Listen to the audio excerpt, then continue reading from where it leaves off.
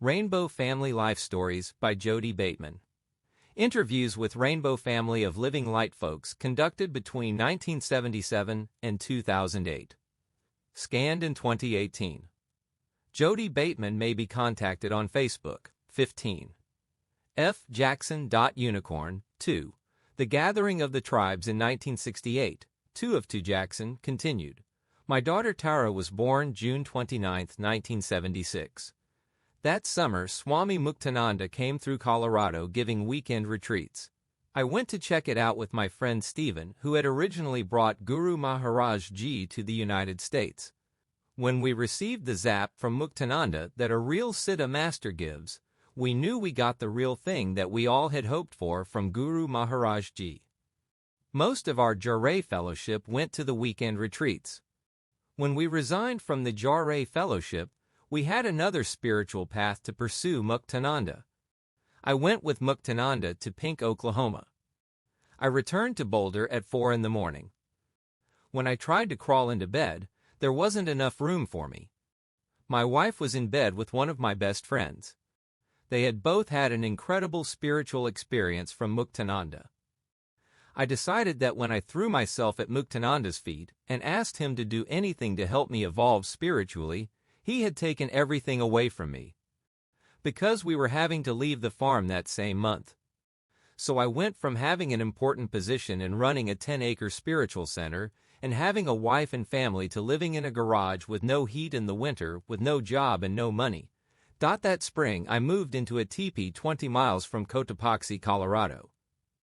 The day before I was going to live in the teepee, Stephen Gaskin and the farm folk came through town and put on a get-together in a band shell in the park in Boulder. A whole bunch of freaks went to the Carnival Cafe afterwards to party down. It was a communal health food restaurant run by Rainbow people in Boulder. I met a beautiful sister named Valerie there. We got together that night, and the next morning I told her I was leaving to move into a teepee in southern Colorado with a good friend named Michael. Valerie threw her pack in the car and came with us. In February '76, we left for San Miguel Allende, Mexico. Valerie had a grant to go to school there. When we got to town, we got a hotel room and went down to the Art Institute to check out the scene and plug in with anyone from the family who might be hanging out there. The first dude with long hair I saw was Dave Beckwith, also known as Captain Kaleidoscope. He told us that he was living in a big run-down castle type, dwelling on the hill overlooking town with a bunch of other Rainbow people. He told us we could live there if we wanted. We went to the house where we met Richard and Kay and a number of other beautiful brothers and sisters. Then, when Richard and I started going out doing spiritual healing for rich American ladies. We did a healing for one lady who saw visions of meadows and teepees and happy, colorful people. She contacted her friend Rose, and Rose came to see us. After we did the healing on Rose, she came back to the house where she wound up eating mushrooms with us. She wound up buying a 1,000cc motorcycle for Richard and her to ride on for the '76 Rainbow Gathering. Actually, she got a $500 truck first, but it broke and she said, "This is stupid. I got all the money in the world. Let's buy a motorcycle." Valerie stayed in Mexico to continue school, and I split with David Beckwith and the rest of the folks for Austin. We went in the White Bird truck and all these other famous family vehicles. We called ourselves the Carp family because we were scavengers. We dumpster dived a lot. The carp was our clan fish. The buzzard was our clan bird. We were hanging out in Austin trying to figure out how to get money for supplies to take to the Montana gathering. We ran into a lady named Jenny on the street, a friend of Dave Beckwith's. She told us she had a young daughter who wasn't more than 6 months old. Her family was embarrassed because she was an unwed mother. Her father told her she could fix up an old Texas-style homestead cabin that was on 80 acres of land that he owned. She hired us to remodel the cabin. When we got there, we found the cabin was in the middle of a virtual sea of psychedelic mushrooms. So we proceeded to attempt to remodel the cabin and ingest large quantities of mushrooms at the same time. The cabin turned out to be pretty trippy with things like a pyramid-gabled skylight or a totem pole to the mushroom goddess that held up the loft. I carved it with a car sander. We had a completely glass-enclosed bathroom which really freaked her father out when he came to visit and took a shit. We called the place Panarasitas Palace, named after the Panarasitas psilocybin mushrooms. We were able to complete the project on schedule and dried quite a large quantity of psilocybin mushrooms to take to the gathering. Toward the end, we decided not to eat mushrooms except on Sundays, so we could get more work done. Editor's note: Panarasitas literally means little bread baskets in Spanish. There is no recorded use of Panarasitas in the context of mushrooms. Paniolus mushrooms are common in Texas. When Sunday rolled around near the summer solstice, I ate larger doses of mushrooms than usual, and finding myself in a very altered state, I wandered out into the bushes. I had a powerful experience of first seeing my own life up to that point, and the pain and shortcomings, the striving of my spirit for release. Then at one point, I popped through some kind of wall and felt what seemed like the pain of the whole human race flowing through me, seeing many humans were suffering and striving for light in the darkness. I started crying out for help psychically. I repeated the phrase, "Please help us all," over and over again, while envisioning every different master and divine being that I knew of. At one point I remembered the Great White Brotherhood, which immediately made me think of the space beings. As soon as I thought of them and called one more time, "Please help us all," I felt something shift and opened my eyes. I saw two magnificent UFO scout craft descending from the sky. My first thought was one of fear. These great beings had received a psychic distress message from me, and they were going to be very distressed to find out it was only a stoned hippie who had eaten too many mushrooms. The next thing I remember, I tried to dive in the bushes to hide. I did no more than scratch myself up. I then felt a great release and started to laugh and felt at ease. The space beings took me away for about 6 hours and did not allow me to remember what happened while I was with them.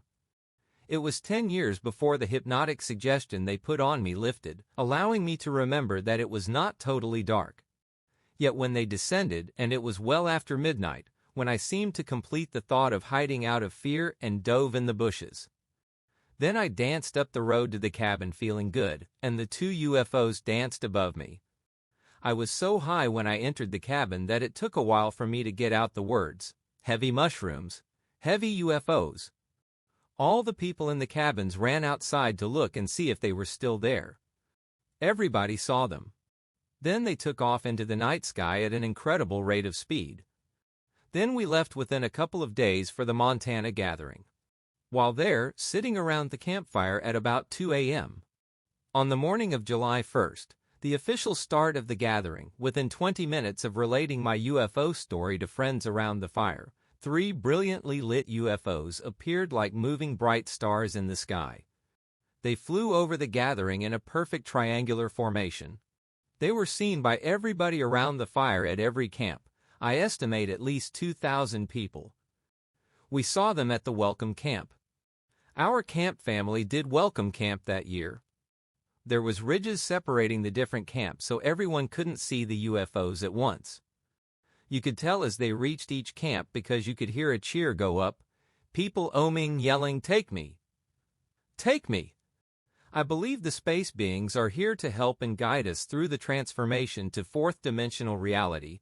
After the gathering, they had a bucket of money left over because Rose had supplied so much money for food. They asked you how far you were going and how short you were, and they supplied you out of the bucket. A lot of us caravanned in buses to Kalen, Washington, to get work thinning apples. Many of us met at Lake Adeline, Washington, around the first part of August for what would be like a regional gathering now. The Love family came and helped supply a lot of the food. The Love family and the Karp family worked together in the kitchen. Other people showed up bringing as much food as they could. Over 500 people were there, and they had a very beautiful gathering. I left before that gathering was over, because I found a ride to the East Coast, where I wanted to hang out at an ashram that Swami Muktananda set up in the Catskills. He was returning to India in the fall. He never returned to the States again. I was at the airport with others when he left. It was the last time any of us ever saw him, except for some people who went to India to be with him. He left this planet in 1982. In fall, 1976. I went to Rochester, New York, to visit my parents for a while. I went to Hartford, Connecticut, to visit a sister I met at the ashram, and in December I went to Baltimore to hang out with two people I had met at the ashram, Brad and Becky. They were interested in buying land for a spiritual community. It was there that I met Ravonna, my second wife. I moved in with her and her husband and her 3 kids. To make a long story short, Ravonna and I had a lot of spiritual karma destiny together. I split Baltimore in March 1972, back to Boulder because I feared some things were causing Ravonna and her husband to split up. In the middle of June 1972, I left Boulder for the New Mexico Rainbow Gathering. Barry told me Don Kelsey, who had done the 1968 Gathering of the Tribes, was at the New Mexico Gathering. I went after the gathering to the proposed Peace Village site at Villard, New Mexico. When the scene there started to fall apart, I hitched back to Boulder. There I found a letter from Ravonna saying that she had split from her husband and was living with her children in a cabin at an ashram in the woods in Virginia. She said she hoped I would join her. The ashram was part of a spiritual group who worked with a Hindu master. He was in India. They were into ancient Vedic fire ceremonies. Editor's note: Swami Satchidananda established the Integral Yoga community in Virginia in the early 1970s, where his disciples built Yogaville and practiced Vedic fire ceremonies while he traveled frequently to India. By fall, Ravonna and I moved back to Baltimore, and in spring 1978, an old friend of mine in Colorado called me and said they were buying land in the Colorado mountains to start a community. They said they needed my help. My friends in Baltimore, Brad and Becky, drove with me to Colorado to try to help with the project. It was mid-June 1978. I hitchhiked from there to the Oregon Gathering. On my return, I rejoined some of the brothers and working on the land trip. We set up a camp in South Park, Colorado, near a sawmill where most of us worked part-time. We actually ran the sawmill for the guy that owned it. I made some teepee poles, and Ravonna bought a 22-foot lodge cover which she had shipped from Baltimore to me.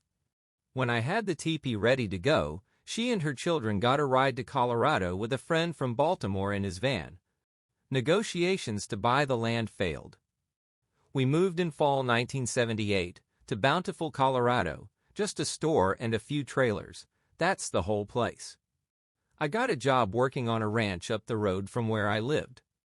We were there at the southern end of the San Luis Valley, near the New Mexico border, for 3 years. While there we had 2 children, Ian, born October 2, 1979, and Lucas, born April 20, 1981. We moved to Buena Vista, Colorado. During that time, we tried to set up a community near Crestone, Colorado in 1982. Hannah Strong, who owned the land, was inviting many spiritual groups and religions to build communities there. They were more like normal people, but we were like us, so she didn't do it for us. During that time, we met a man from India when he came to visit a good friend of ours. His name was Dadaji, which means elder brother. Dadaji has been a God-realized being since birth. He talked way down against the big guru trip. He warned of the pitfalls of spiritual ego and power trips. He said the traditional guru-disciple relationship was greatly misunderstood by Westerners. He said it was harmful to the transformation into the New Age, even in India. He himself allowed no disciples or followers in the traditional sense. He had no kind of ashram or spiritual organization. He never took money from anybody. He flew to the U.S. to visit using his own money. This guy was higher even than Muktananda. Ravonna and I saw him for 3 different summers, 83, 84, and 85. We felt very blessed to be able to benefit from his spiritual power and teachings. Very few people knew of him because of his insistence on obscurity. He helped to cure us of trying to follow any gurus. This is important because not following gurus is the same thing Rainbow is doing now. Unfortunately, the evolutionary changes Ravonna and I started to go through made our relationship start to fall apart. We split up in 1987. I moved to Leadville, Colorado, 35 miles away. While there, I worked for the Forest Service doing trail maintenance in the wilderness. I met Willow there. She had been living there with her daughter Sienna and her infant daughter Gwen. I met her just before she moved back to Iowa City, Iowa, in the summer of 1988. Then I took 2 weeks off from the Forest Service starting July 1, 1989, and attended the Nevada Rainbow Gathering, which was the first national gathering I had attended in 10 years. In the circle on the 4th, I felt like I was totally reborn. I decided to never allow myself to be separated from my spiritual family again. When I got back from the gathering, I ran into Willow again in Colorado. I fell in love with her. In September 1989, I drove to Iowa City to visit her for 2 weeks. I decided to move to Iowa City to be with her. For the first time in 20 years, I am playing music in a band, and Willow, who has the voice of an angel, is the lead singer. It's a very unusual band, more or less world fusion music, basic African and Caribbean roots. We are now having a baby. We went to the Rainbow gatherings in 90, 91, and 92. There is now a rainbow community in Iowa City.